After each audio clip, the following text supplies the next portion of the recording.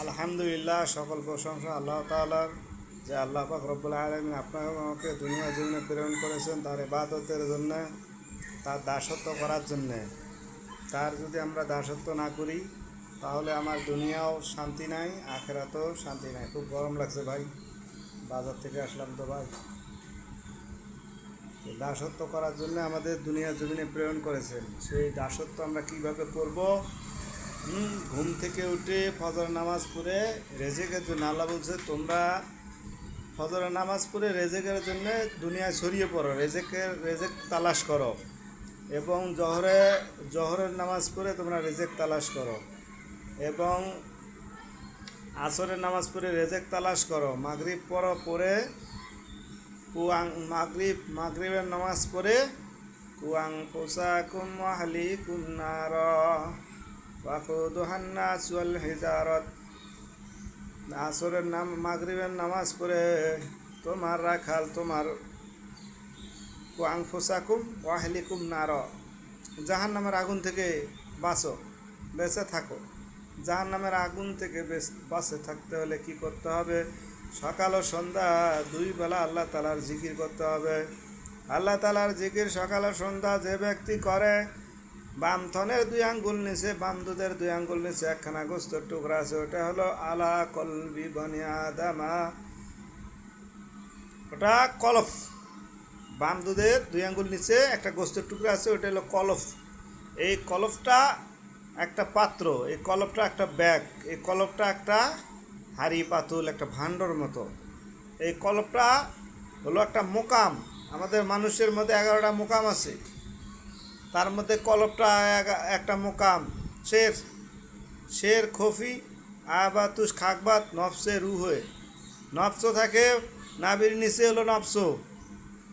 আর বাম দুধের 2 আঙ্গুল নিচে, থনের নিচে থাকে কলফ, আর ডাইন থনের দুধের উপরে হলো রুহু। আর আল্লাহ তাআলা আবাতুস খাকবাত, নাক, কপাল এবং নাকের মাঝামাঝি জায়গাটার মধ্যে এটা হলো খফি। ওখানে আল্লাহ তাআলা বসে যায় এবং না মানুষের কর্মকাণ্ড ফেরেশতারা এসে লিখে নিয়ে যায়, এবং ওই জায়গার মধ্যে আল্লাহ তাআলা আসন গ্রহণ করে, এবং কলবের মধ্যে আল্লাহ তাআলা বান্দা ঢুকে যায়।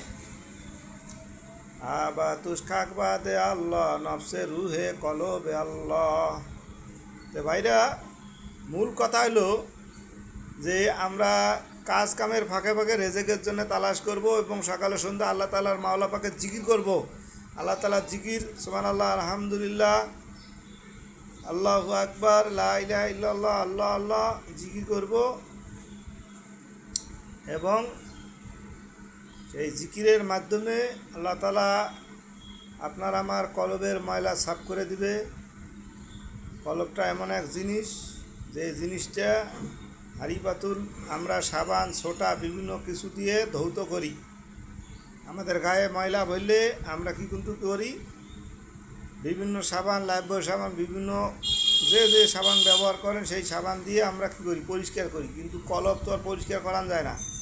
কলব পরিষ্কার করতে হলে আফজল জিকির তেলাওয়াতুল কোরআন হয়। কোরআন তেলাওয়াতের মাধ্যমে নিজের কলবকে পরিষ্কার করতে হয়, আর নইলে জিকিরের মাধ্যমে কলব পরিষ্কার করতে হয়। জিকির এমন এক জিনিস, আপনি আমি যত জিকির করব, সুবহানাল্লাহ, আলহামদুলিল্লাহ, সুবহানাল্লাহ, আলহামদুলিল্লাহ, ওলা ইলাহা ইল্লাল্লাহু আল্লাহু আকবার, বিভিন্ন জিকির করো। সুবহানাল্লাহ বিহামদি সুবহানা রাব্বিল আযীম, সুবহানাল্লাহ বিহামদি সুবহানা রাব্বিল আযীম, লা ইলাহা ইল্লা আনতা সুবহানাকা ইন্নী কুনতু মিনাজ জালিমিন। বিভিন্ন যে জিকির করতে পারেন, সুবহানাল্লাহ, আলহামদুলিল্লাহ, আল্লাহু আকবার, লা ইলাহা ইল্লাল্লাহ, আল্লাহ আল্লাহ জিকির যে করবেন তার কলবটা পরিষ্কার হয়ে যাবে। কলব যখন পরিষ্কার হয়ে যাবে তখন আপনার আমার কি হবে?